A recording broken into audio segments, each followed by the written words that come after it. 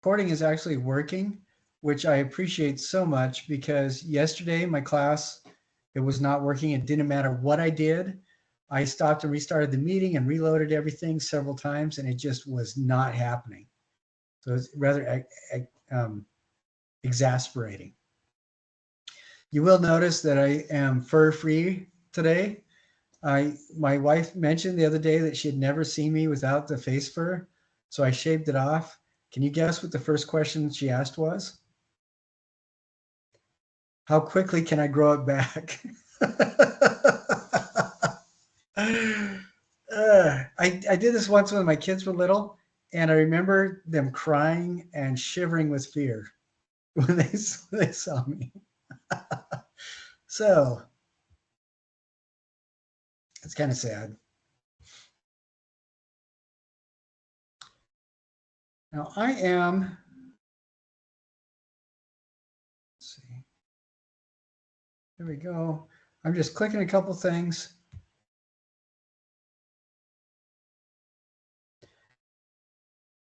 One thing I do not want you guys stressing about is you will notice that um, the projects are due like every 2 weeks, and there's not really hard and fast stuff. Everybody's, if you don't have it done, let me know what's going on. Not a big deal. I think it'd probably be if you guys feel next week that I need to add another week to it. I mean that's I don't have a problem doing with that. Um, with the projects, the reason for the due dates is because a lot of people don't realize that there's 6 projects that have to be done throughout the duration of the semester, and sometimes they can sneak up on you. I think America in your class, there were 2 people that did a bunch of projects in the last 2 weeks, and it worked out. They succeeded, but I know that neither of them got very much sleep. And I don't want you guys, I would rather you concentrate on your serious classes for the last month of the semester. And in November, it's when you'll have to start thinking about your final project. And I would like you to have like 5 or 6 weeks to work on that one if you can, if at all. And I will open it. I'll publish that right away so that everybody will know that that's coming up.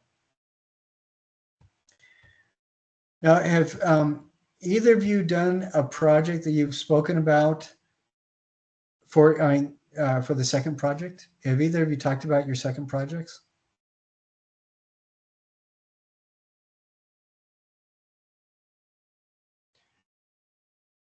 'Cause I want to, if you've turned that in and you haven't spoken about it, I'd like you to talk about it a little bit. And if you are still working on it, just let us know like what you're working on. Like, could Jenny, would you mind terribly explaining what this project is, or just sharing with it? Yeah, so my second project is I did a discovery project, and I basically recreated um, Renaissance paint, and I used like eggs and dye and just kind of recreated what they would have used. And it was actually a lot of fun. It didn't take very long, but it was really fun to research on how the technique was used. Now, for that, I want you to make sure that you're including your research time in the time of the project as well, because that's pretty important. You said it didn't take very long, and I can see that mixing it may not take very long, but your research was as a significant part of that project as well. Yes. I that's really fun. That's very cool. I've never done um, I've never painted into plaster like Michelangelo did or Da Vinci did. And one of the students last semester did do that. They actually painted into plaster like the Renaissance guys did. And that blew me away because they said you could only work on like a square foot area at a time before it was too dry to do anything with. And they were using the kind of paint that you made doing that. It dries pretty quick, doesn't it? Yeah, it drew I didn't really time it how quickly it dried, but it felt like it was within an hour, probably. Can you imagine doing the ceiling of a gigantic church, like a square foot at a time? I mean, that's That not would much bigger be than a dinner plate. that'd be painstakingly like you'd have to have so much patience. And I'm thinking too, what he had to do to like grid everything out to make the overall design, and just stick with that grid as he was going from little area to little area. That, but it really gives. I imagine it must have really made you appreciate what they were doing with what you had accomplished. Yeah, I mean, working with the paint, I made mine a little too watery. So if I added more of the pigment to it, it would have been a lot easier to work with. And it definitely made me appreciate what they had to go through in order to make a portrait. Well, I appreciate that. That sounds like it was a fun project to have in retrospect, and a pain in the neck to do. No, that sounds great. I A couple of things I wanted to point out for the projects is that uh, as people are working on them, I noticed that there's three primary things to watch out for. One is the formatting, and a lot of points can be lost just because a person isn't using MLA format to do their citations, and don't have it in alphabetical sequence, and don't remember their accessed on phrase at the end of each citation. If you're doing, there's a little bit more flexibility for presenting a um, a discovery project than a research project, because there's three different ways to present a research project. If you have any doubts, you can ask me, but remember, please, that if you don't have all the points you want, look at what I'm saying to get more points, and then just resubmit it and you'll get more points. Somebody in the last class asked when the assignments are locked, and the assignments aren't locked. I want you to try to maintain the pace that you're at so you can get the things accomplished that need to be accomplished. But every single person who said I need more time or whatever, or told me a situation, I've never had a problem with extending anything. That never bothers me. I am about a week and a half behind on grading stuff, and hopefully I'll be caught up in the next week or so. But I want everything to be caught up within the first week of October, so everybody knows where they're at. And if you do feel that things are getting away from you, my friend Baco at the accommodations office, there's lots of different things that can be done to help you manage your stress levels. And he's really easy to talk to. And he knows all the ins and outs of how to what to do so that you feel a lot less pressure. So one thing is the citations, making sure that they're in MLA format. Another thing is just paying attention to the kinds of stuff that I'm saying. I realize that I do not have a I forget what the term is. A rubric up for the projects. I will get that up this week, and I there are some things that I can always be really flexible with, but like the citation format and stuff like that is pretty important to keep to. And then the third thing is it hasn't happened an awful lot with this crew, which I'm grateful for. Everything you need to have something in it that ties it obviously into the class. Like if the subject line is Renaissance art from Norway, it's pretty obvious. But if you're doing like game design or something like that, that's more contemporary, and you're trying to tie in older things, then it probably will need to have something of an explanatory paragraph. Even though game design is more a contemporary art form. Let's see, maybe a better example would be if you're going to be doing a pinch pot with clay that you harvest yourself, you'll need to add a paragraph or something explaining why that ties into art from the Renaissance to today. Or if you're going to be recreating chainmail for building your own set of armor, then you'll need to tie it into like post Crusader German armor manufacturing or something like that. But you'll need to tie it in to make sure that it's tied obviously into the class. And if there's something that you want to do and you're having a hard time connecting it to the class, talk to me, and I can usually pull something out of my ear that you can articulate and it will make sense. All right, Ryan, you have your hand up? Yes, sir. So for mine, I did those Kufic scripts where I used the reed pen and I tied it in because we were talking about crossroads and cross pollination in the Middle East, and the Kufic script being kind of more angular made it easier to incorporate into architecture.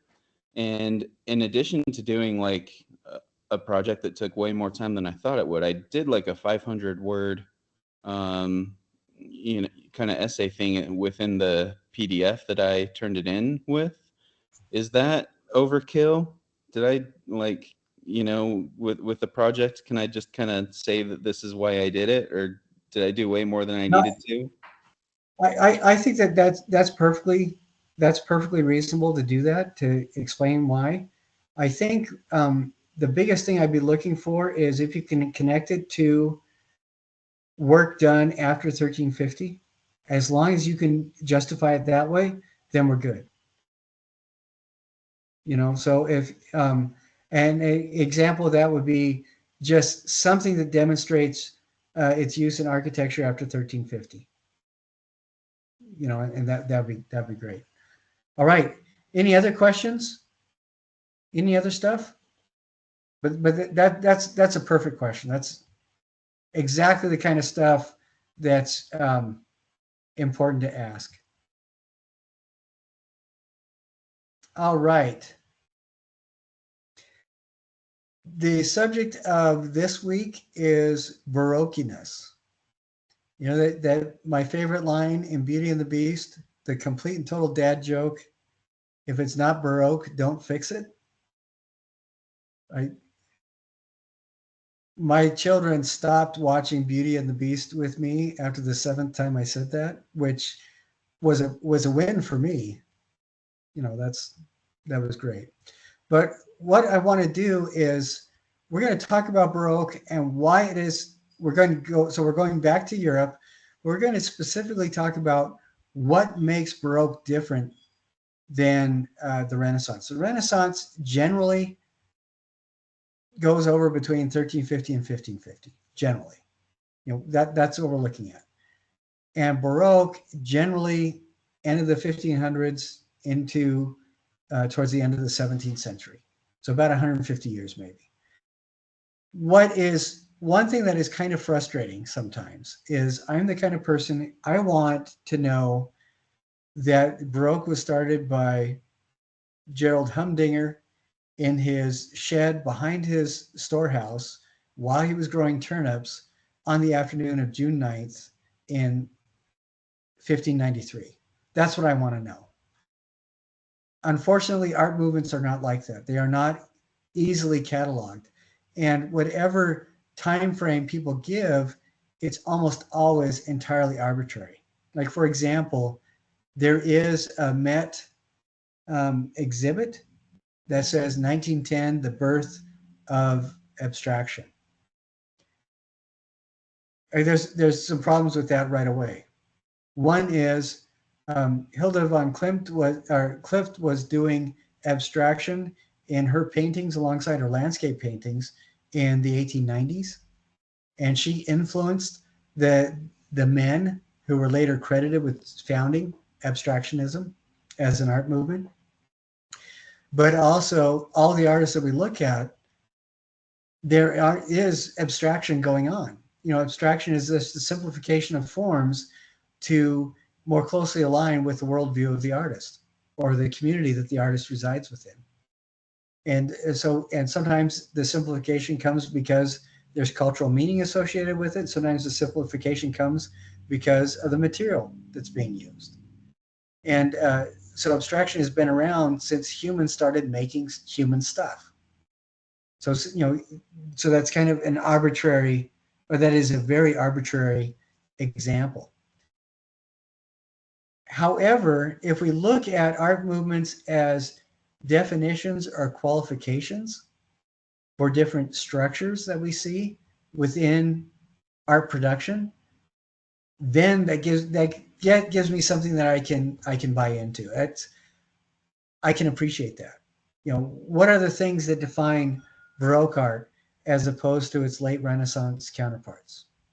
What are the decisions that went into creating Baroque art? How is Baroque architecture separate from its Gothic contemporaries? You know, that's something that I can buy into. Does that make sense with you guys?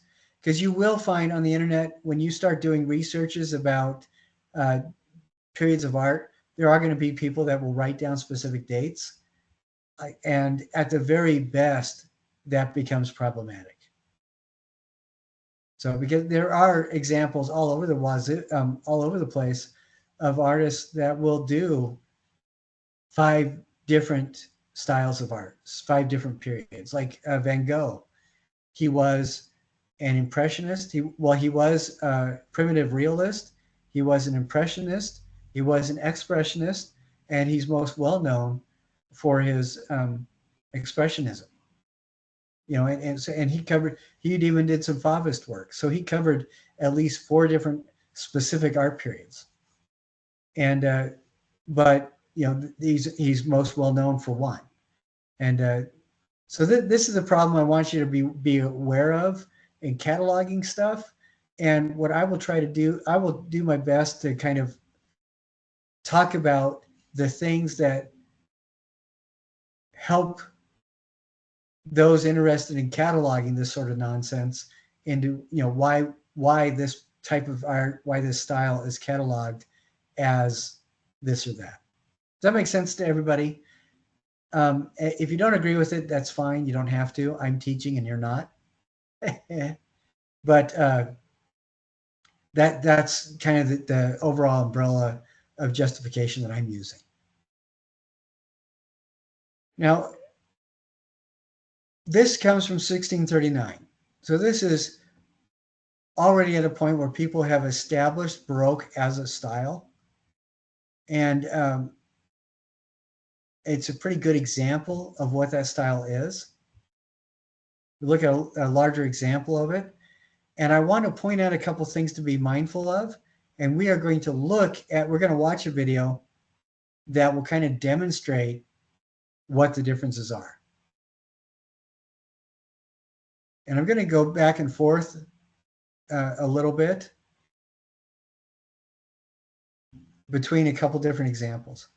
So this is very much Italian Renaissance. Okay, this is Michelangelo. This is very much Italian Renaissance. It was done in the early 16th century. It was done at the very height of the classical Renaissance period. So people have already been doing Renaissance-y type stuff for a couple generations. And then this image is very much Baroque. And this is also a ceiling image. There's a couple things I want you to be to kind of concentrate on a little bit. What can you tell me about the way the people are moving in these 2 images?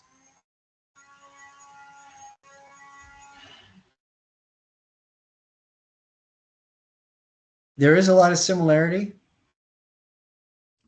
but They look a lot lighter in the latter image.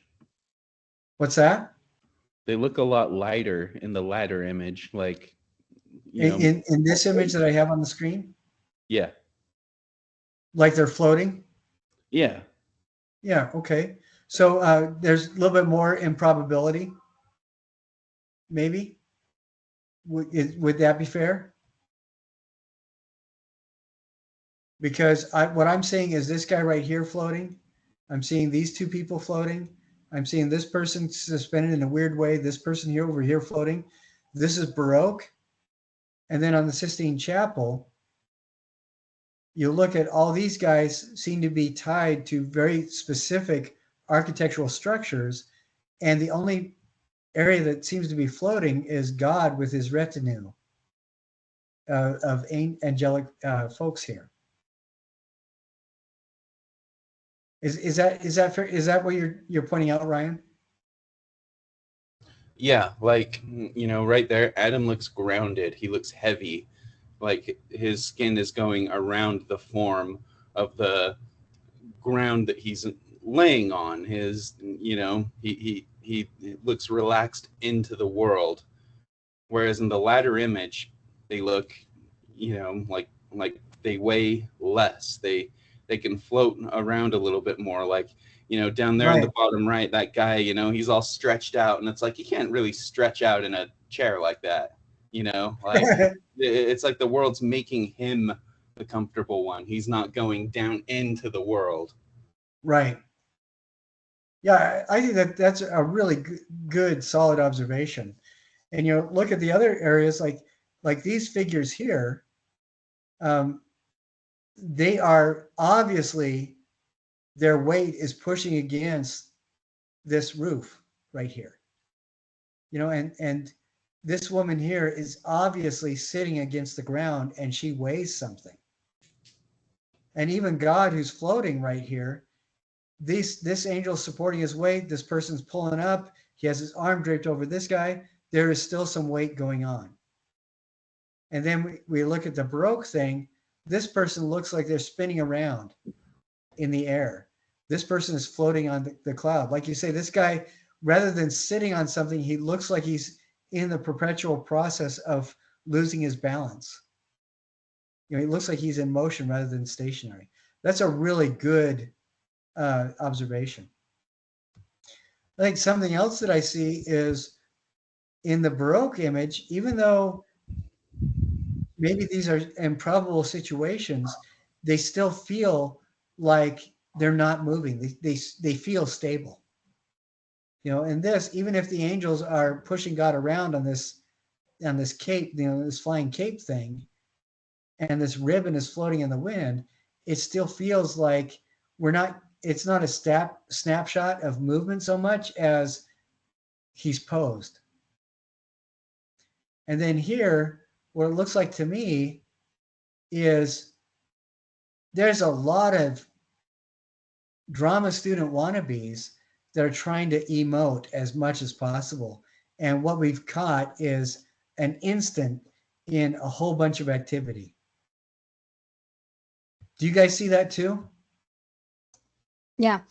There's one thing I wanted to say about this one is there's a lot more background, like they're in the middle of a forest or they're outside. While the Sistine Chapel, it doesn't give you much of a background of where they're at. They're just more focused on the people and not The necessarily figure the itself. background. Right. Like here, these two guys sitting on the roof, their background looks like a pink sheet. And that's it. And here with Adam and God, the sky is just completely open. There's nothing going on. And here, these two guys sitting on the roof, it's a purple sheet behind them. That seems to me like what you're talking about. Is that right? Yes. And then you look at here and we see, yeah, you see all the different kinds of trees. You see there's lots of different kinds of clouds. And even up here, we've got some serious emoting halo action right here, stars right here. Even though the sky is really open, there just feels like there's a lot more energy overall in that background. Yeah, that's excellent. And another thing that I'm seeing is that the posing seems to be a lot more simple. there is this kind of suggestion that it's arrested movement, but it's the posing seems to be a lot more stable. And right here, it seems like in almost every instance we're catching them in the process of moving from one extreme flexion to another extreme position. For the most part, this figure right here that's floating sideways, ironically, seems to be almost the most stable out of everybody. So there's a lot of really interesting things going on that just from those two paintings that are very similar, you can see that there is very much a difference. And I want to share a video that talks about this a little bit. It's about a 10-minute video. And I think I do think it's valuable to look through it because it covers and articulates a lot of the kind of stuff that we've already talked about. But I think that this is a worthwhile video.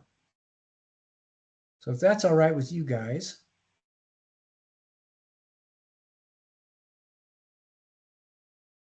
Okay, let's see. Here we go.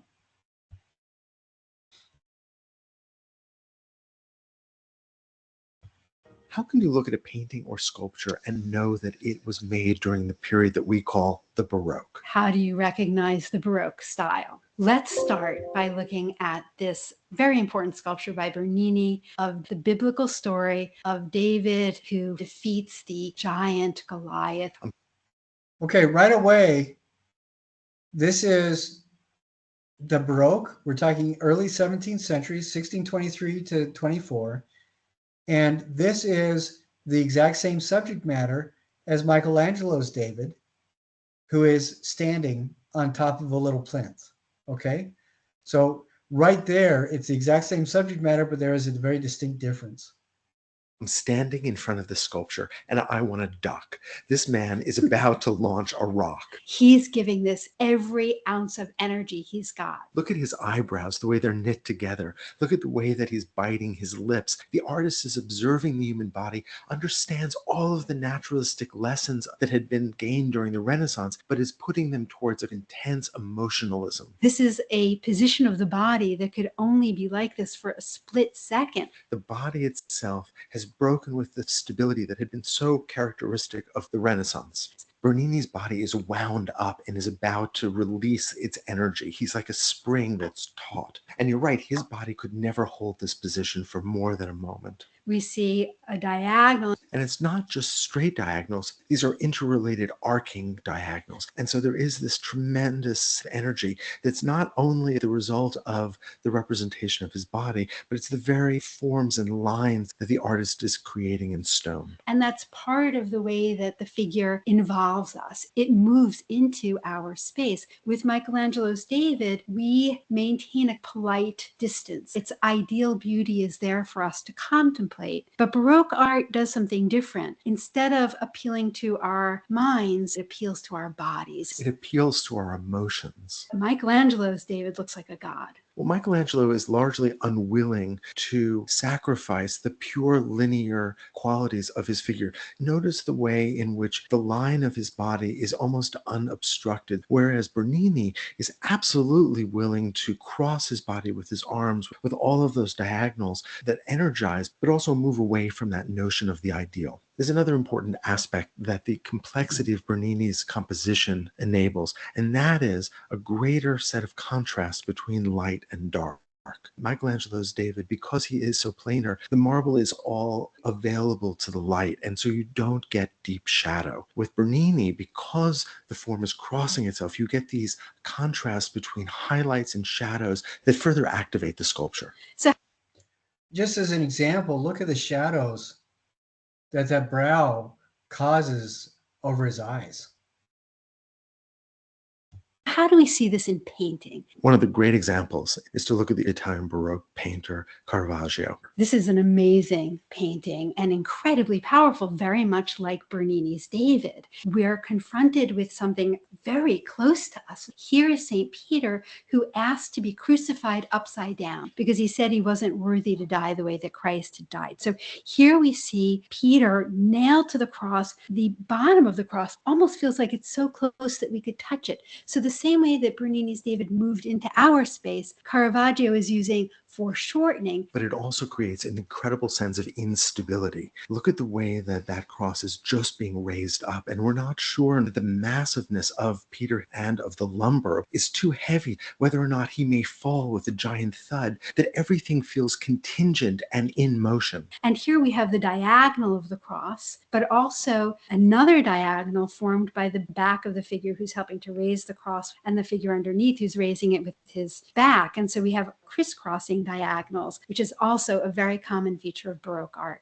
It's interesting to compare this to the Bernini sculpture because Bernini was working in the round. Here, the artist is creating an illusion of form, of mass. And one of the ways he's able to do that is to create these sharp contrasts between light and shadow, which, just like the Bernini sculpture, is creating a sense of vividness and energy. So we've got this dark background and these brilliantly highlighted figures, creating this sense of veracity that we could reach out and touch them. The whole thing about Renaissance painting was there was an illusion of space, there was architecture, there was landscape behind the figures. But here Caravaggio gives us darkness and everything is pushed to the foreground. So it's emotional, it's intimate, it feels real, it feels immediate. And it gets to us in our bodies. Look at how close Peter's feet are, and we can see the nails that have been driven through his feet. We can see the nails in his hands. There's an interest in making us emotionally involved even in the violence here. I'm interested in the way that the center of gravity has been shifted and is being raised up so that there is this instability. A way to drive this point home is just to compare this to a painting by Raphael from the High Renaissance, where we have an emphasis on stability and balance. The figures in this painting by Raphael are in the shape of a pyramid, which is the most stable of forms.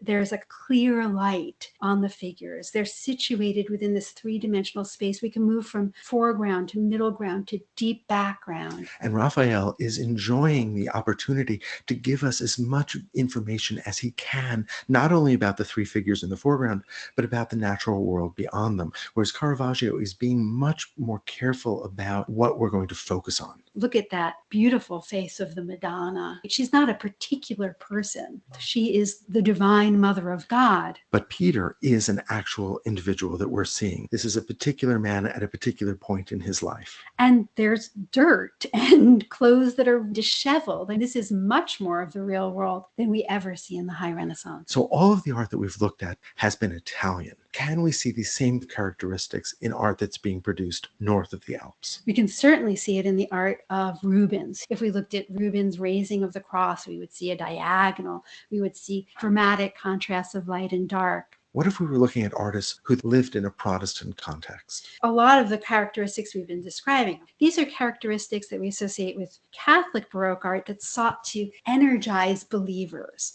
In Holland, we're looking at paintings that are very different than the altarpieces from Catholic Europe, and that's because we're in a Protestant country where artists are no longer commissioned to paint altarpieces for the church. So let's take something that seems like the opposite of the Baroque art we've been talking about. Let's take Vermeer's Woman with a Water Pitcher. Instead of seeing a biblical scene, we're seeing a common domestic scene, a wealthy woman in her home in the north of Europe. So what makes this Baroque? Everything in this painting is quiet. The light has a subtlety to it that is very different from the drama and violence of the light that we saw in Caravaggio. Instead, the artist seems to be in love with the very subtle modulation of light, the very subtle gradations of tone. Look especially at the way that the light filters through her headdress. Or under her right arm as she opens that window. We see a woman surrounded by rectilinear forms. The rectangle of the window of the map on the upper right, the rectangle of the table to the lower right. She inhabits that space between, but she's moving and resisting the stability and geometry that is set up by the environment around her. She's picking up or putting down the picture, opening the window, this caught moment in between. And even the light has a sense of being in between, of the light coming in from the outside, of the light in the interior. And that interest in light is key to Baroque art, whether it's Caravaggio's drama or the subtlety of light in Vermeer. This is a painting that is about subtle transition, and whether or not it's the subtle transition of the light or the subtle transition of her attention from the basin and picture to the window. We are close to her. We feel as though we could reach out and feel that rug that covers the table. So that closeness that we saw in Caravaggio and Bernini is still here. Let's move through all these different types of paintings. How do we recognize the Baroque in 17th century Dutch landscape? Here's Ruysdael's beautiful painting of the bleaching grounds. But notice it's not an ideal landscape. This is the landscape of Ruysdael's hometown of Haarlem. We call this a landscape, but this is really about those clouds. And look at those huge voluminous forms that are moving across that sky. I can see them forming and unforming before my very eyes. This is still about transition. And look at the way that those clouds cast shadows that create these alternating fields across the land below. So Baroque art is about time. It's about effects of light, whether that's dramatic or more subtle. It's about involving the viewer, of moving into our space, of breaking down the barrier between us and the work of art. It's about the use of the diagonal, of a sense of energy and drama, sometimes subtle drama, but still drama. And for me, it's always about a sense of direct relationship with the subject.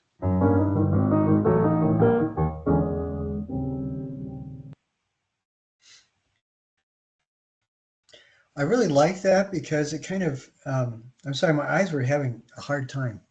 I really like that because it covers a lot of the things that kind of help us to see a big difference between Baroque and Renaissance. And it seems to me that overall Renaissance is about pure stability, and the Baroque is more about like drama queen excitability. You know, just it seems like that's in the sculpture and the painting at least. And even the restrained Protestants, you still see, like with the crucifixion of Peter, there's a lot of drama going on. It's caught in the middle of a moment. And with the woman in the Vermeer's woman in the picture, the drama is there, but it's a lot more constrained. And the movement is in that transition. It's not so much like that guy flopping down on his back like we saw in that in the lower right of the one Baroque painting, but it's more, is she picking up the picture, setting it down? Is she opening the window or closing it? But she's moving around, and we're catching her in the process of her movement. So if yes, Jenny. So speaking of the women in the picture, the one thing that I noticed was the table, the red rug kind of reminded me of like the Ottoman Empire with like their multi-red design colored rugs. That makes sense. So it's kind of interesting. You can see that influence of cultures even in the Baroque period. Oh yeah, and most likely I think that it is a Persian rug, because that looking at her starched and creased veil that she was wearing, that's the European version of the hijab. And that rug most likely was Persian, because that was a mark of success and wealth, even in Northern Europe at the time. So yeah, Jenny, you're absolutely right. And I think that's a really good thing to point out. So we looked at that, and then there's an article that I'd like you guys to also look at that again emphasizes a lot of those differences too. Because if we just look at Renaissance and Baroque art at the same time, it's really hard to see the differences between them. And I'm thinking, what we're looking at for the most part is things like drama, light is important, shadow is important, or we're looking at diagonals that are flexing. Like this with all the diagonals with the eye lines and everything like that, compared to this, we do have diagonals in the Da Vinci's, excuse me, Last Supper. But here the geometry is a lot more stable. Even though we do see some movement, it feels a lot more restrained. And again, this is another example of the restrained kind of movement. And then if we look at the Baroque stuff, you get the movement that's caught in that unsustainable moment. You know, it's obvious that he's doing something and he's going to be done doing it right away. You can't hire a model to stick in that pose for longer than about 10 minutes. Then here we get the really strong light and dark. And you know, there's a lot of those diagonals, a lot of energy going on, a lot of drama. So I think that's another really good example. Now I do want to talk a little bit about the architecture, and I want to talk about that with some examples of Baroque architecture.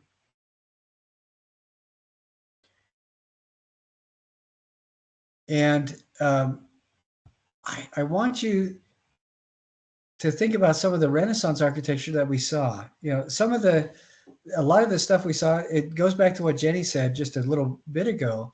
You really see some of that cross-pollinating, or I see resonance with the cross-pollinating reference to the Mughal architecture. You know, where you have white on red or red on white, just like with the Mughal stuff. We see a lot of that with the Renaissance architecture. And with the Baroque architecture, there's some really interesting things that are going on. I'm gonna share this with you, and I'm just gonna talk about some of this stuff and see what you think about it.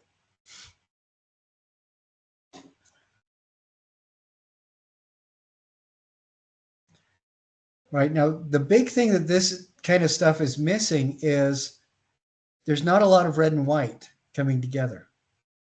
It seems to be the color seems to be shades of the same color, as opposed to having those designs. That isn't always the case. Like, you know, I say that these two are just like that, and then right here you have the gold. But we can argue too that gold is an embellishment of the white, or the white is an embellishment of the gold. But on this is considered Baroque architecture, and you can see some of that use of colors, like we saw with the Italian Renaissance architecture and the Mughal architecture. But I do think it's different. And the reason why I think it's different is we look at this, it doesn't have that kind of gingerbread patterning like that other stuff did that we saw with a lot of the Mughal stuff and a lot of the Italian Renaissance stuff. You have, these are significant forms. They're not necessarily making patterns. Like with the Mughal stuff, I don't see any of leaf work in here. Or with the Italian Renaissance, I don't see red squares in a white field. You know, you do see something similar, but not an awful lot of that. And I think that this, I'll just start again from the top and just show you some of the things that I'm looking at. One is, it is relatively plain. I don't see an awful lot of textural components going in. I do see a very considerate, purposeful use of geometry. Like in this area, I see things that remind me of some of the Islamic tiling that we've seen in other places. There's little references right here with some of this almost dental molding. We have Corinthian style column heads, but again, it's all in a very stable palette. Here we do have some gold embellishment. We do have a golden arch. We do have a golden cherub with a marble face, a white face.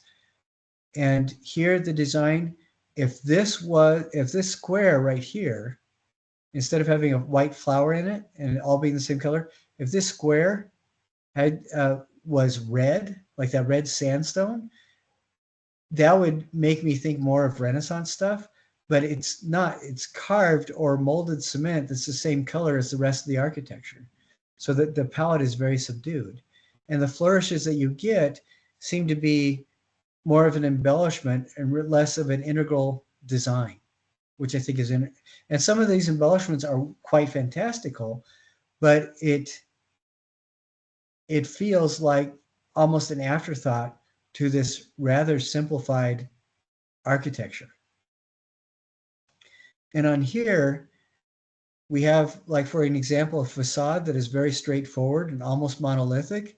We do have that being cut up and energized a little bit with these horizontal lines. But we see things like, here's a simple oval, and the embellishment is right around the edge of the oval.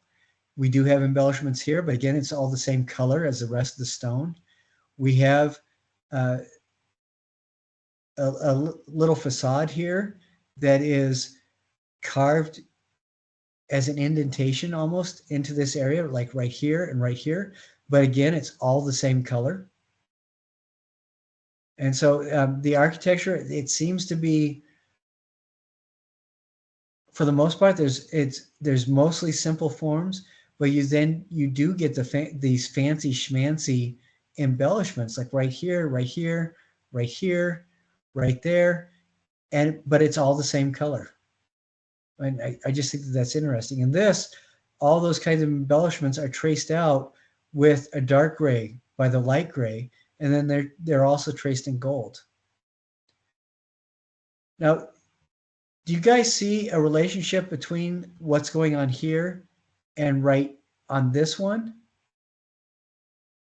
Do you see some kind of a relationship where you have that strong geometry, and it seems like the design is in here, all the design is traced out in the exact same color, and here it's just traced out in the gold. But it's a little bit simpler use of materials. How can I say this? It's a simpler palette of materials, I guess. And then you do get the fanciful embellishment, but it's all in the same color. It's all in the same color of gold.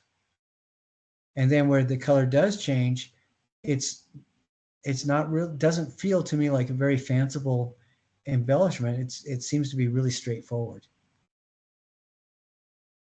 And here we get, this woman is set back into this niche right here. We do have a little bit of extra color showing up, but they're all shades of gray. And we look down here at this right here. There are two colors on this. You do have kind of a red and kind of a gray, but they feel a lot more like two shades almost of the same color. And one thing that I am noticing is this Roman style arch going on here. And you guys, this is an Etruscan roof line that the Romans adapted. It's 22.5 degrees. You see that quite a bit. But overall, the facade seems to be fairly straightforward. You don't have a lot of fanciful design. And where you do have the embellishment and design, like this Corinthian column head with some dragons put in, it's the same color. And then if we look up here, we've got these figures right here that is kind of fanciful. There is energy going on, but again, it's in the same color. It's a different color than the background, but it's the same color as the rest of the building. Here we have the clock. It is fancy schmancy, but all the fancy schmanciness is in the same color as the rest of the building around.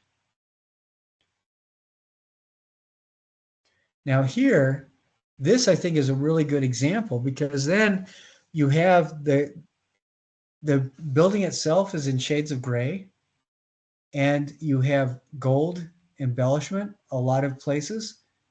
You don't have a lot of different colors in the architecture, but then when we go to the painting, you have a lot of, like Ryan was pointing out, a lot of floating people. We have a lot of references to fanciful things that can't quite happen in the real world. You get a lot of people caught in the process of moving in the painting, and then we come down and the fanciful parts of the architecture are just the gold, and primarily the architecture seems to be one color with the gold, and all the fancy schmanciness is going on with the actual painting. In Napoleon's tomb, even though Napoleon died a couple hundred years after the Baroque, the actual tomb building was built during the Baroque. And we get some of these Roman style arches right in here, the colonnades or the columns. It's primarily one color. The embellishment is only in gold, but the palette is limited basically to a dark gray and a light gray. And even though we do get some fancy schmanciness going on, again, it's in the exact same color as the building itself.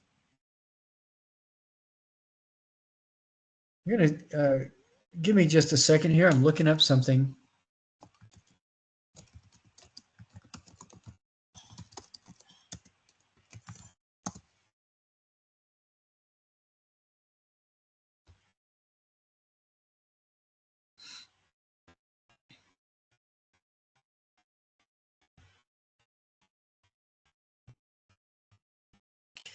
Okay, I want to share this with you really quick. This is Italian Renaissance architecture.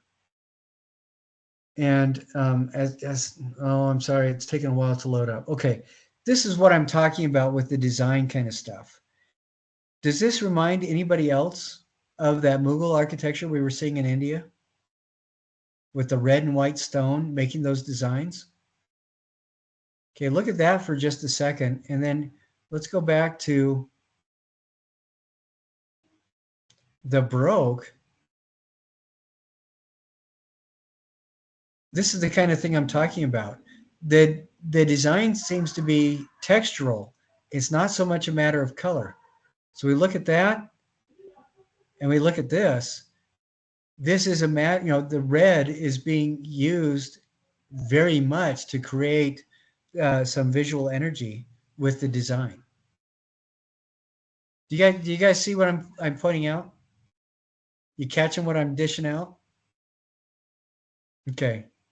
And I think that's the biggest difference between the Baroque architecture and the Renaissance architecture, is that with Baroque, yeah, we do have some fancy schmancy lines, but the visual textural quality, the patterning, seems to be predominantly in the same color, or maybe they throw in gold or a different shade of gray. Whereas with that Renaissance stuff, it's very obviously there's a pattern with the red and the white. It's very clear that that's what they're doing. I have a question. Yes. So is the architect the same for the Baroque period? Like, would it be the same in Italy versus like German versus like Dutch? Would it be the same type of style, or would it be different? It's going to be kind of similar. There's even with, let's see, the stuff that I showed you.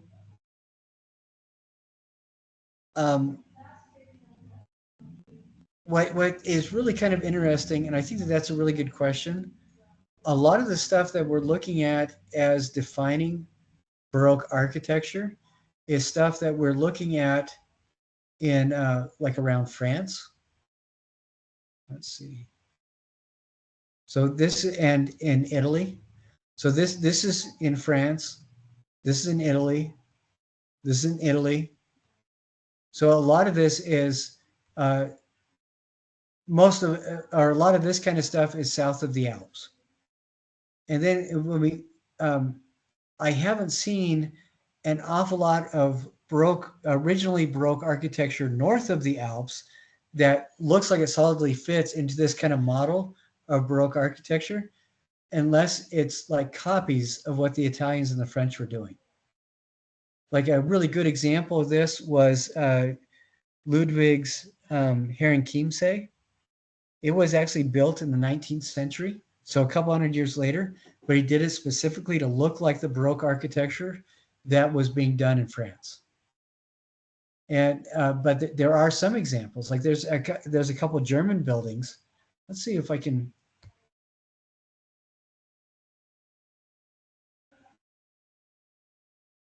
Oh, I thought I had put in. Let's see, because there are some German buildings that are very much Baroque that I think answer your question. And I'm just trying to see if I can find them.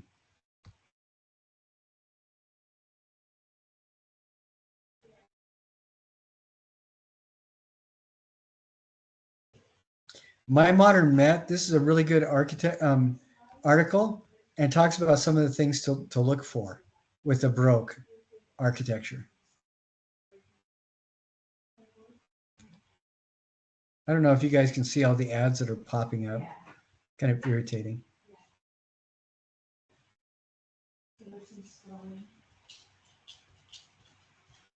So it does talk about the painted ceilings and stuff like that.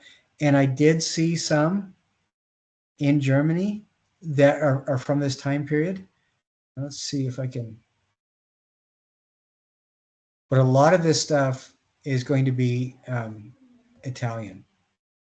Let's see. Okay, the Library of Ulm in Germany is an excellent example of German Baroque architecture. Let's see if I can grab that.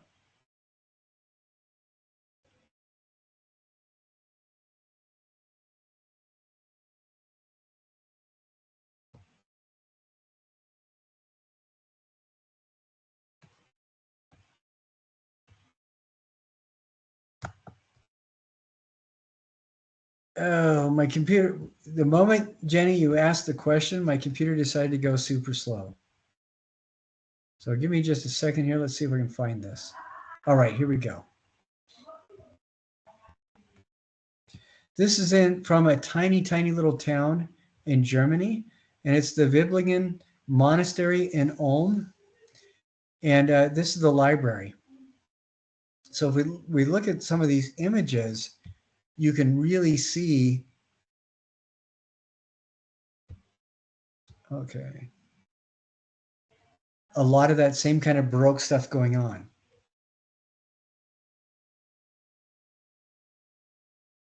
And I've been to this, and it looks like it's gigantic.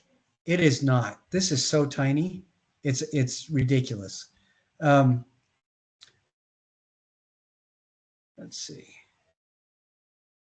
So what we've got here is we've got those columns. Notice that there's primarily two colors in the architecture. There's this light plaster and this darker gray. And then all the embellishments come with the gold. And it's Corinthian columns. You have the single tone sculptures, and they're in that same kind of florid state of movement as we saw in Bernini's David, where they're caught. And then you look up here in the painting, and the painting has that same kind of floating figures and people in improbable poses, just like we see in those Italian Baroque ceiling paintings as well.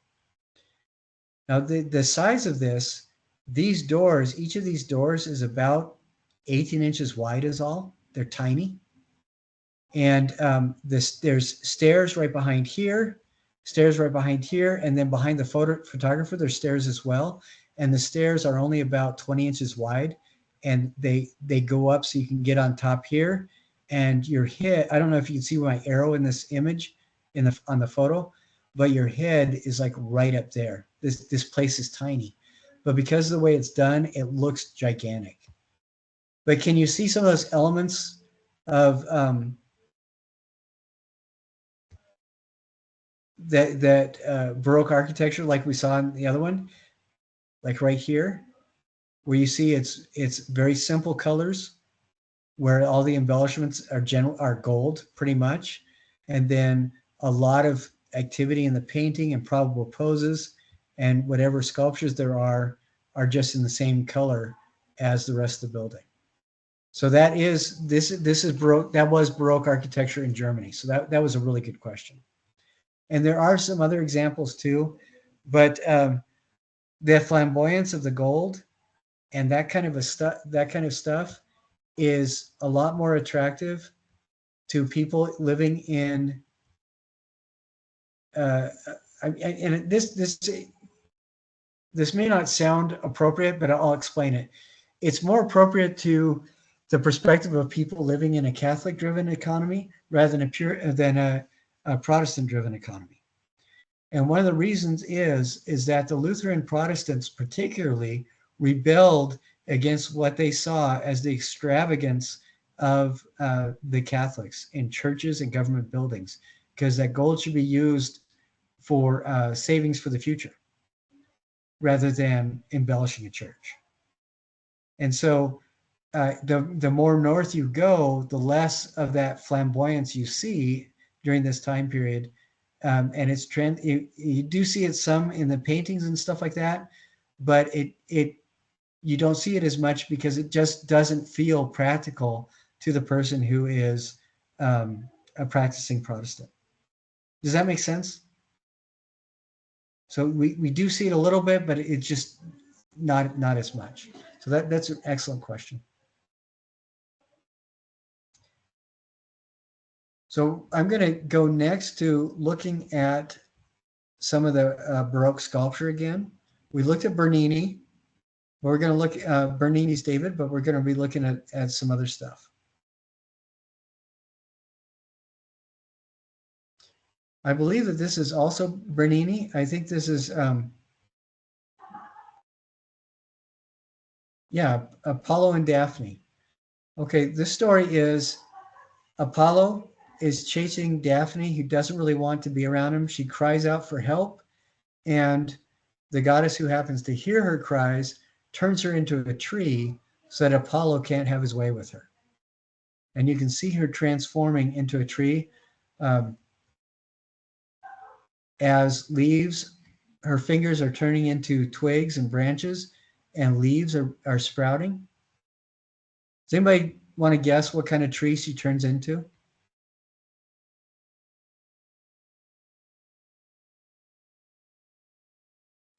And I'll make perfect. What's that? Oak?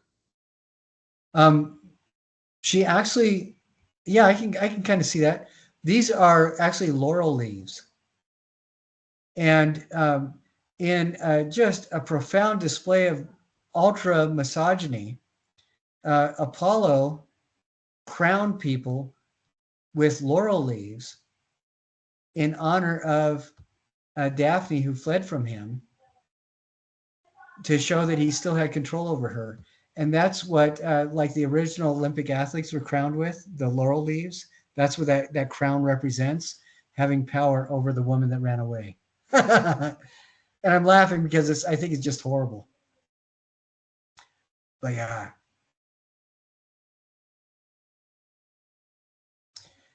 Then we look, this is another example of Bernini's work with the sculpture. What's some of the things that you see common with a Bernini's David in this sculpture? One thing that I see is all these little, these are supposed to be cherubs. They're all in incredibly problematic poses. They're all floating. This is something I think is really kind of interesting. Cherubim in the Bible are not babies. Cherubim are the shock troops. They're the ones that lay waste to areas that God wants destroyed. That's why a cherub is the angel holding a flaming sword to keep Adam and Eve from eating the tree of the tree of life, because they're the ones to turn you away. They're the ones that destroyed Sodom and Gomorrah. Okay. A punto is a little baby that starts showing baby form that starts showing up in Italy right around 14th, 15th century, and it represents the sons of Aphrodite, Eros, and what's the other kid's name? Ryan, you probably know. Slips my Okay. mind at the moment. But you know who I'm talking about. I think so. Her sons that represent unqualified lust, and the punto was supposed to be a way of toning that down, so that the wealthy people that could afford sculpture and stuff like that could be giving subtle clues to each other that they were filled with lust and having it hidden in this little baby form. As people were celebrating their emergence into the wealthy cultural landscape and commissioning these things as we move into the Baroque era, that punto, the little lust figure, was replaced by the cherub or the cherub. And so the shock troops were relegated to looking like little boy babies. So that's why you see in this Bernini sculpture all these floating babies, because they represent the shock troops of God, and that's where we get the idea that the cherub was a little baby, a floating baby. I find that if I was one of these cherubim, I would want to be portrayed more like this dude, or like an angel with a sword or something, rather than a little naked baby. But that's just me. Anyway, that has nothing to do with anything. I just thought it was interesting. So this is the throne of St. Peter. As far as I know, Peter never actually sat in it, but it represents something of a votary piece done to remind everybody of the power of the keys of heaven that Peter held. And when a bishop visited, this was to remind people of the keys of the priesthood that the bishop had as an emissary of the Pope. So I just think that's kind of interesting. So very ornate, lots of activity.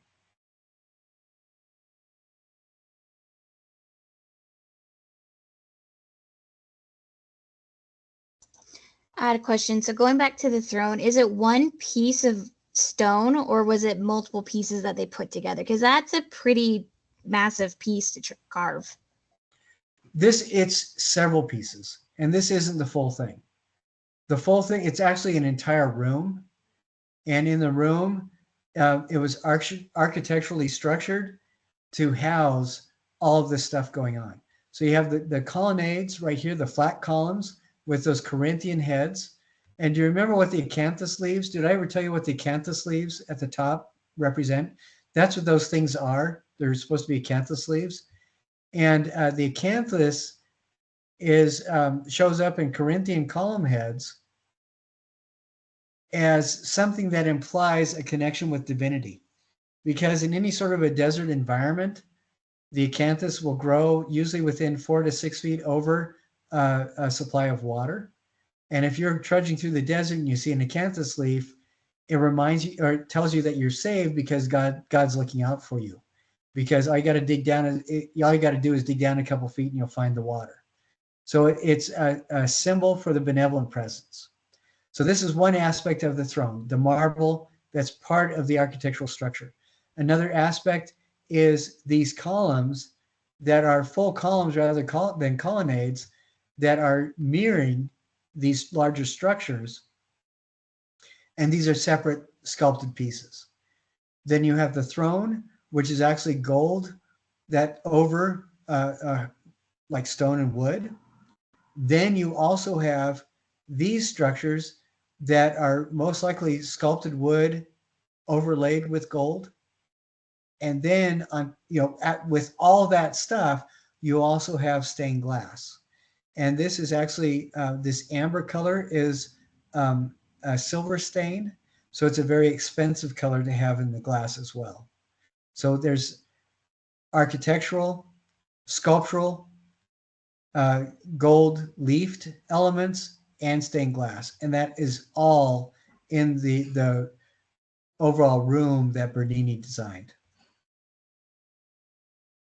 So it's a sculptural environment, essentially. It's one of the assemblage installations that make up an entire environment. So did I kind of back into answering your question? Yes, you did. Okay, good.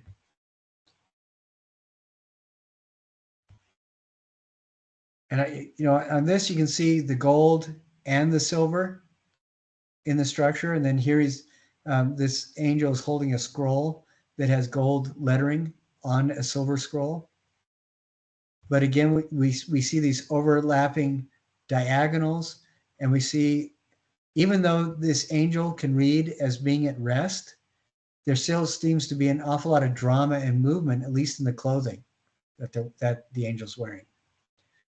And then this is an example of high realism done in a Baroque style. What I mean about that is we can see that there's drama. This person is caught in a moment of time while they're moving. There's drama in the folds of cloth. There's diagonals. There's these curving diagonals that we saw in Bernini's David. And this, they're emphasized by the strap here, the movement of the face, the mouth is in, the person is engaged either in speaking or reacting to something. The curve of the neck as a person is moving. If we saw more of the body, the arms would most likely be moving as well, it looks like. And then we have the hair looks matted and greasy, more realistic, like a Caravaggio painting. The dirt on the bodies of the people that were crucifying Peter, for example. And I think that this is really interesting. And then we start seeing something with wood sculpture. There's not an awful lot of wood sculpture that survives earlier than this, mostly because wood rots away. But we're talking about the 16th century. When were the Americas colonized by Europeans? Do you guys remember? The big guy that got his name on it was 1492 with Christopher Columbus, but there's architectural evidence. Anthropological evidence to demonstrate that, and archaeological evidence that suggests that there were colonizers from Europe that were here throughout the 15th century. And just Columbus got published first. But as part of that, as the Spanish were just pushing their will on everybody, as we move into the 17th century, the Spanish colonizers have been in Mexico for several generations. And what we're looking at is busts of Mary and Jesus that were actually carved by the Mexican Baroque sculptors, the Mexican Baroque wood carvers. These guys, you look at the structures, even though we only have a bust and they are in a moment of prayerful reflection, I hope you can still see some of the diagonals and some of the drama going on that we saw in some of the Bernini work earlier. This is toned down, but what makes this special, it's called polychromed wood, and it's done 16th, 17th century, towards the end of the Baroque era, by the most accomplished artists in this medium were Mexican Catholic wood carvers.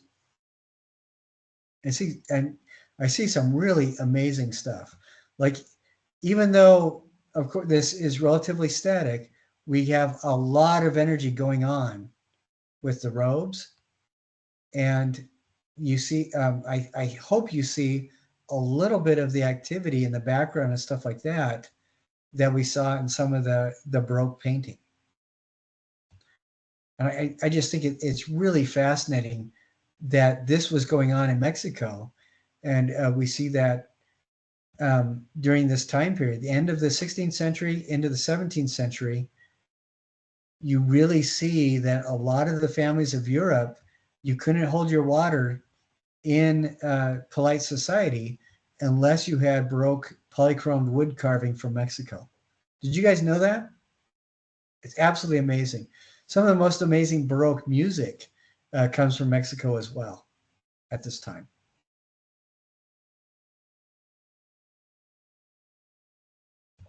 Now we're going to go into Baroque painting. Who can guess who painted this?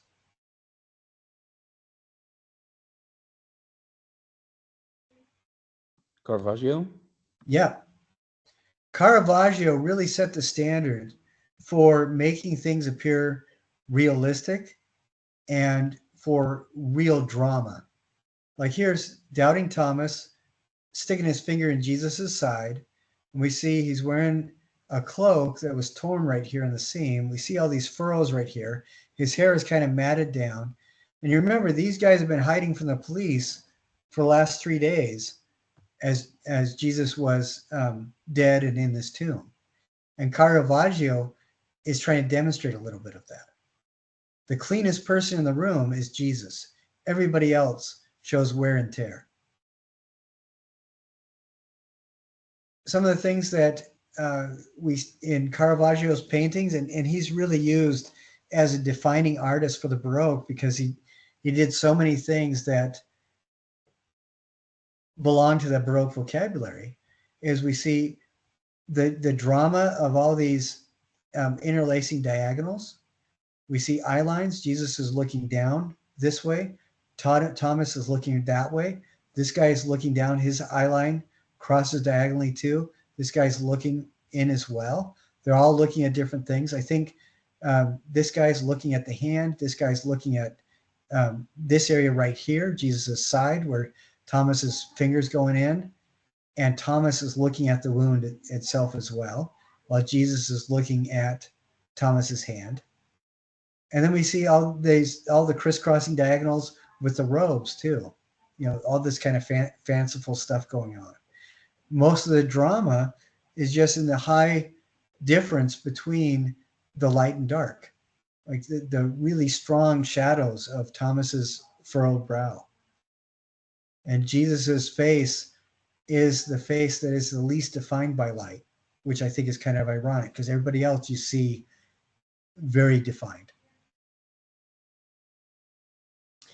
And here's this is the conversion of St. Paul. As I like to refer to it, Saul getting knocked on his ass. Saul has just been knocked off his pony into the mud, and you can, if you get to see this painting close up, you can see the crap and dirt under his thumbnail. And you get that same kind of highlight and low dark drama going on.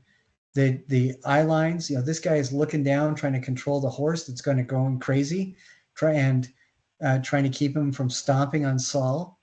Saul has just been knocked on his can, and his arms are outstretched, the diagonals of the horse, the horse's movement, a lot of dramatic movement that's also emphasized with the light and dark. Does anybody want to take a stab as what this painting might look like if it was done by the Renaissance painter? I think it would be more like Saul sitting stunned and his horse is already under control. And then maybe you see that his robes are all really clean and he's been working out for the last 6 months and he looks, like Ryan Reynolds in Green Lantern, as opposed to Deadpool, just the extreme muscle definition. Yes, Ryan.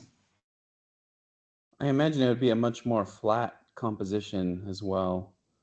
Yeah, and then I think so. I kind of have a question about Caravaggio, if that's all right. Sure.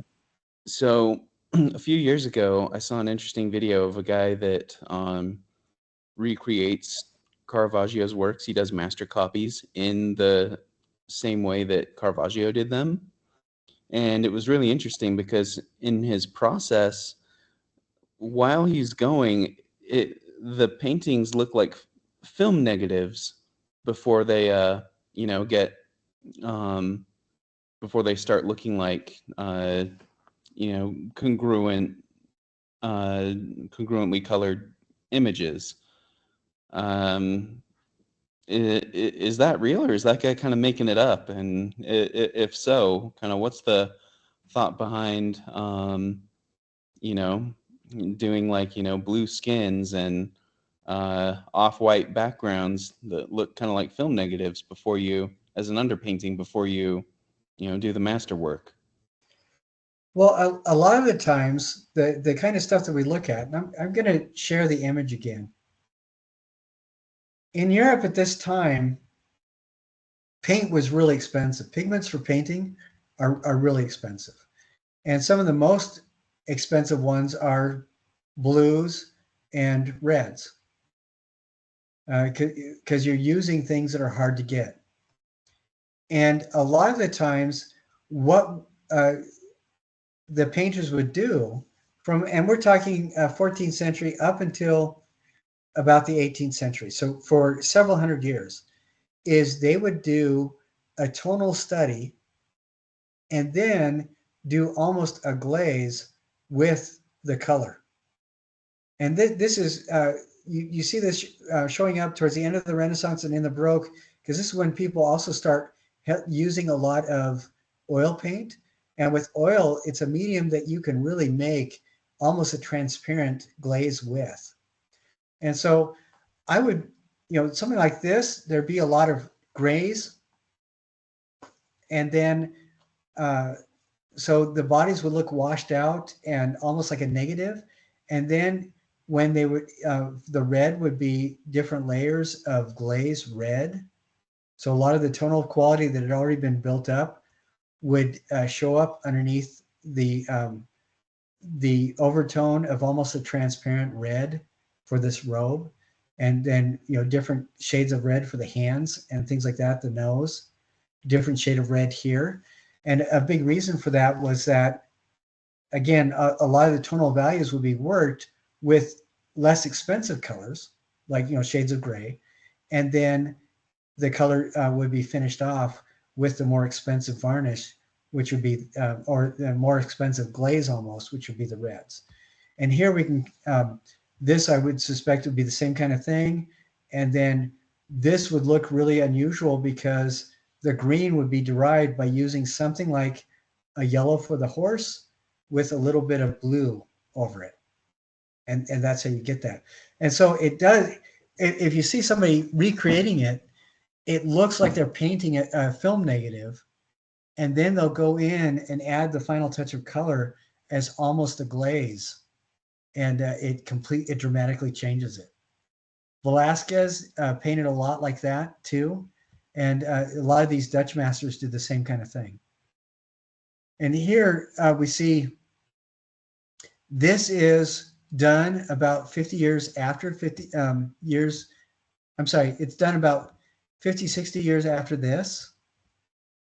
And there's some things that I want you to think about, knowing that this is in a Protestant society. They're still working with some of those same restrictions. So this is going to look kind of like a film negative, and then he's going to apply a thin layer of color over it to get the reds, the greens, the blues, and stuff like that. And even though this is a static portrait, what are some of the things you guys can see that unite this with what Caravaggio is doing? I'm sorry, Ryan, did that answer your question? I just pushed on. Yes, sir. Yeah, that was great. Thank you. And I think that this demonstrates, like Jenny, you were working with tempera, right? Yes, that is correct. Okay, tempera can only be worked for, you said, about an hour or two, and then it starts drying. Mm-hmm. Oil, if you do it right, you can work on oil painting for about 2 months.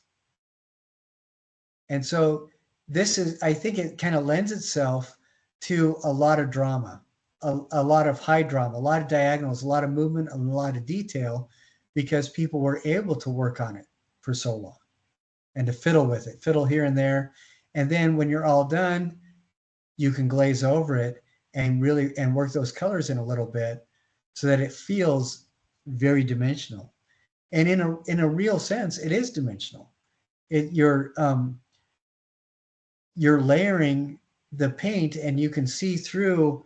The most recent layers are translucent and transparent, and you can actually see through a volume as you're looking at the painting, where with tempera you can't do that. You're pretty much stuck with opacity, aren't you? Yeah, and it's a lot harder to blend colors with tempera because it dries so fast versus oils, you're able to blend the colors a lot nicer and neater. Yeah, and I think you can kind of see. I'm wondering if you guys get the same impression as me. It seems like the Baroque guys were almost kind of showing off to the ghosts of the Renaissance people that they could do all this with the paints that they had when the guys already died. I mean, they were working with tempera. Michelangelo painted a couple square feet at a time, and that's all he could do. So did Da Vinci, and especially when they're working with plaster and tempera. But if we look at this, there's a lot of drama in the movement. Here, I think you still see the drama, but the biggest difference between these two things is this is very Catholic, this is very Protestant.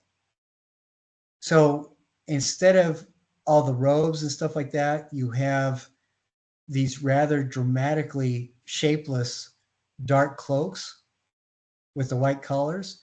And it feels to me that the drama here is more psychological.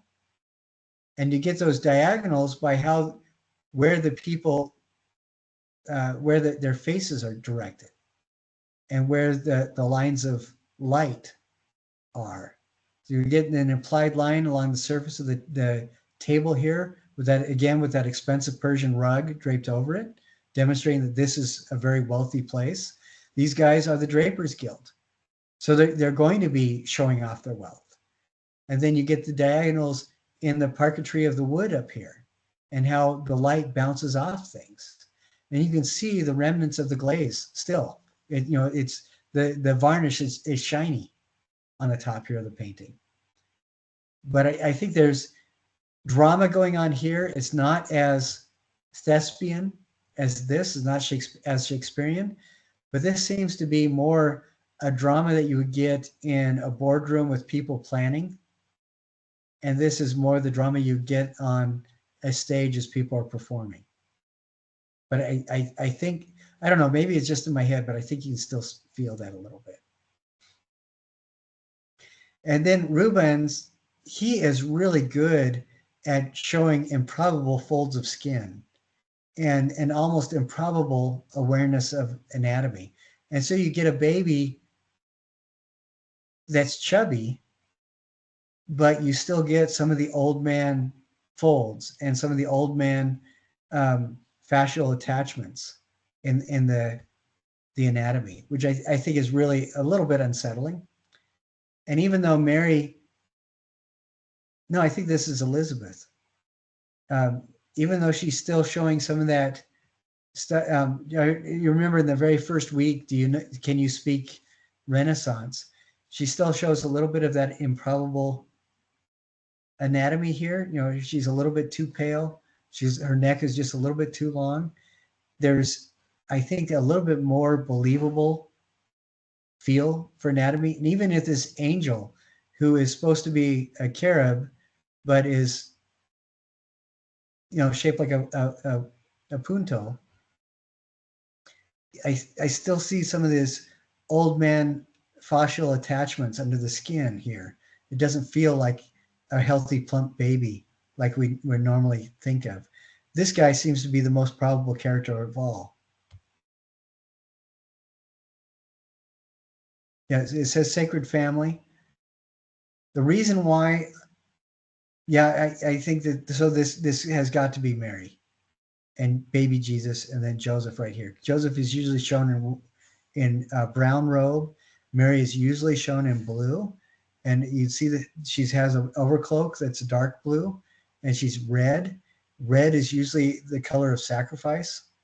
He's bringing a red cloak for the baby, which makes sense. This is going to be either Jesus or John. But if this is Joseph, I'm pretty sure that this is going to be Jesus. And we have this that really detailed landscape. I think it was Jenny that pointed out the improbably detailed landscapes that we see in the Baroque, and there's a wind whipped tree in the background there, and then this little drapery that's pulled aside so we can see the landscape. I think that that's really interesting. But this is one of the things that really is a hallmark of Ruban, where he has this realistic but slightly improbable human anatomy, and then you look, this right here is Rembrandt. I think the anatomy is the most probable and believable of all these painters, and then this you get an almost hyper real, like almost digital photography kind of realism that is almost irreverent, where you can see the horse's poop under the fingernail of the Apostle Paul. I just think that that's really interesting. Now, I really like Diego Velázquez is one of my favorites because he kind of fuses a lot of this stuff going on. This feels like an almost static Renaissance style portrait, but her anatomy feels just a little bit too believable to be completely Renaissance. And this guy feels a lot more believable than Rubens, and this guy too. And this, they're two of the patriarchs crowning the Virgin Mary.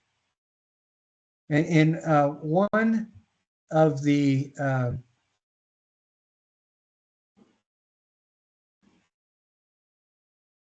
I'm thinking of the word.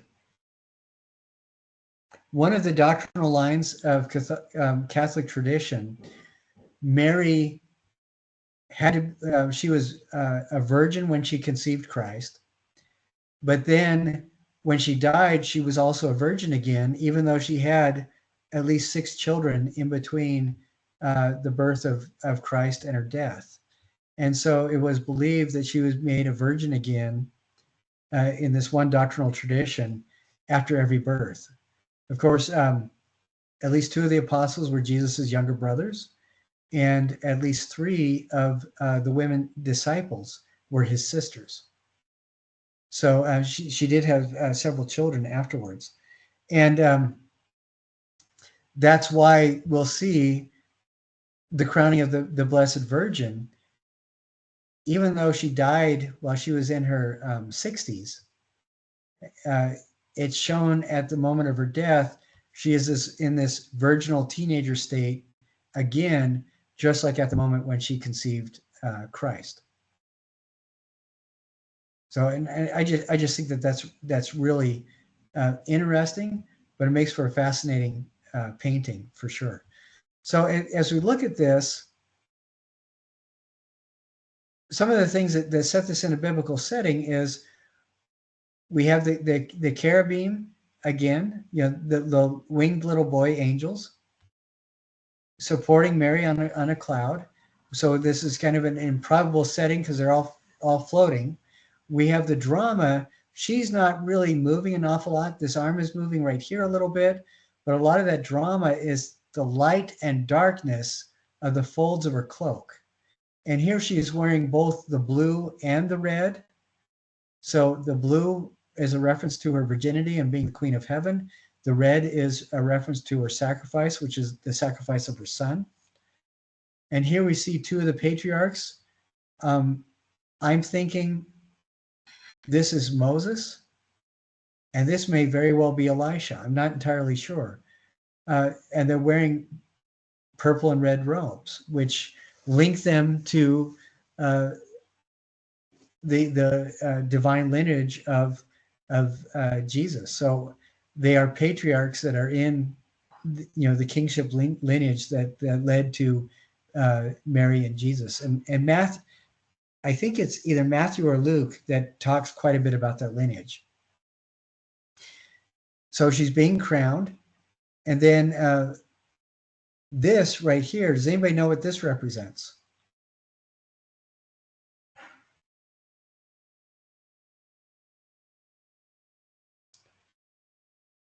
We're talking about the Bible.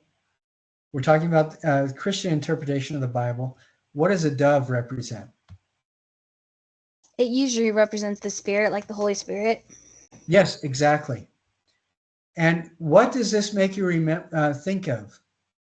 The way that this is painted with the halo and those rays of light coming out. To me, it's almost supporting her divinity in a way. Like it's showing that she's this holy person, especially with the direct ray of light going through the crown onto the top of her head. Yeah. And the other thing that this makes me think of is the throne of St. Peter. This right here. You know, incredibly dramatic display where that dove of the Holy Spirit starts becoming a stand-in for the presence of God, because in Catholic theology, the Holy Spirit is one of the three faces of God in the Trinity. So yeah, I think you're right, Jenny. And I love how her halo is really subtle. And then we see a subtle halo around here that almost looks like a sundog. I think that's beautiful. And then we have the patriarch halos here as well. We have a lot of drama going on with the clouds. You see those curvilinear diagonals as well. And again, a whole bunch of drama in these rather boring robes. The way that they're draped is just amazing. So I think, yeah, even though this is a really static pose for her, does it still feel like it sits firmly in that tradition of Baroque painting with those other elements? Yeah, I think so. Poisson is another guy, and his, again, he's more close to the same end of the Baroque as Velasquez is. And his figures, there's not as much drama in them either. They're a lot more static. And this guy was a French dude, but there's a lot of drama going on in the landscape. And there's a lot of directional lighting that underscores the activity here. Even though it's fairly slow activity, I think you can still, there's still something going on that's being emphasized with the light. And I think that's really interesting. Oh, I've gone over. I'm sorry. Anyway, explore those and look at click the links, check them out, and see what you think. And as you do your weekly reflection, you can pick one thing or look at like an example of sculptural stuff, architectural stuff, and painting, or even three different painters or something like that. I think it'll be whatever you want to do will be really interesting. But try to be mindful of the elements that you pick out that separate the Baroque from the Renaissance. I'm sorry for going over. I get kind of excited about some of this stuff, which is really, on one hand, it's a little bit sad. Any questions or final observations from people?